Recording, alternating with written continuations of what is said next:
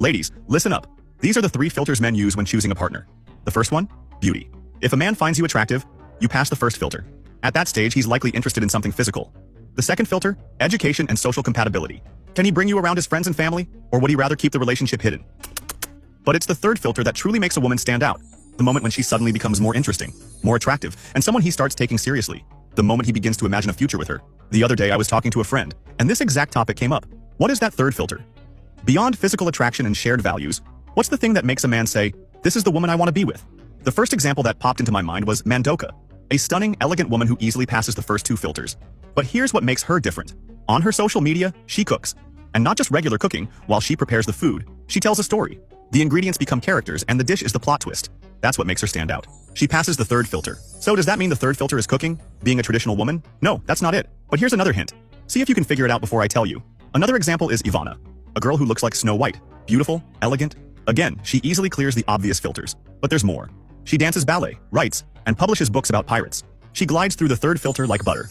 Wait, so the third filter is dancing? Does she have to be extremely feminine? No. While feminine women have their charm, so do those with a more masculine energy. That's not it either. The third filter is something any woman can have, but very few actually do. Is it having a big social media following? No, not at all. Alright, here's the last hint before I reveal it. We talked about another friend of ours who also passes the third filter.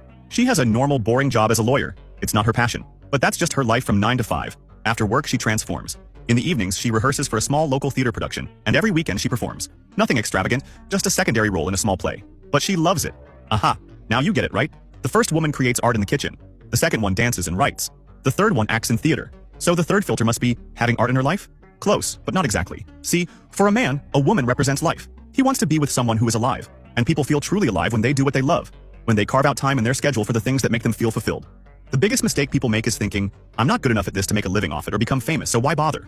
And they abandon the thing that once brought them joy. They deprive themselves of something that used to make them happy. Something that made them feel alive and gave them so much joy. If you love theater, do theater. If you love writing, write. If you love skating, skate.